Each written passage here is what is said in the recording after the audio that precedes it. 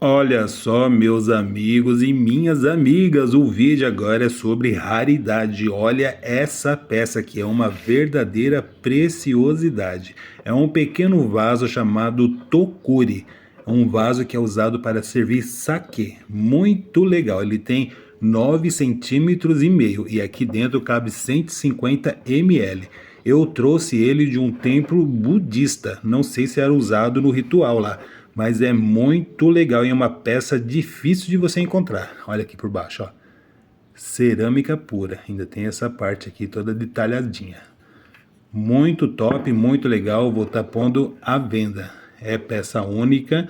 Eu vou estar anunciando. Então, se você que está vendo gostou do vídeo e se souber dar mais informação, pode comentar que eu agradeço.